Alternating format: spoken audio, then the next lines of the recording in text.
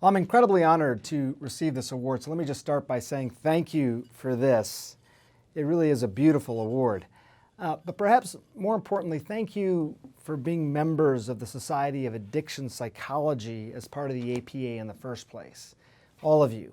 You should know that your work is really important and that we journalists look to your organization, your contributions, your writings quite regularly. You should know that your work helps create and nurture a dialogue in the media that shapes what we then present to the public. Having a venerable evidence-based organization such as yours that teaches all of us about the latest news in addiction research and practice is critically important.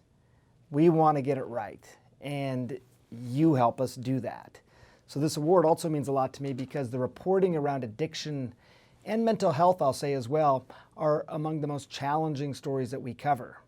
With both topics, it seems there are so many deep-rooted misconceptions that it sometimes feels daunting to just provide the most basic education. With mental health, it often seems to get the most coverage, for example, in the wake of a tragedy, such as a school shooting. And perhaps without malintent, the impression then is that the public is left with is that these two issues, violence and mental health, are intertwined. So as a reporter, so many of the stories that I report at that time are at their core to remind people that those with mental illness are more likely to be victims of violence, not perpetrators. And I would say with addiction, there are similar challenges. The basic issue of how much of addiction is a choice and lack of willpower versus how much is a brain disease. I mean, there are still misconceptions in the public about this, and I think sometimes even within the medical community. And we've seen that can lead to a difference in the sort of care that addicts receive.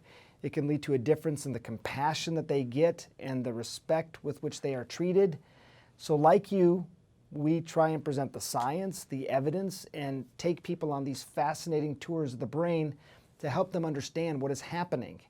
I think over the last 20 years, as we've done more and more of these stories about the parts of the brain that are affected in addiction, the message is starting to get through. We've been able to show, for example, the changes in the brain's wiring that lead to intense cravings for the drug and the brain imaging that shows changes with judgment, decision-making, memory, and behavior. And we can also show that brains can heal, and we've seen the hope that that can provide. And I will tell you, as the discussion around opioid use disorder has found its way to the front of newspapers and to the top of broadcasts, your work will be more important than ever, and we're going to continue to look to you as an independent arbiter of the facts, the evidence, and the truth. Hopefully we'll continue to make you proud. Hopefully we will stay worthy of an award like this. So thank you. I'll treasure this.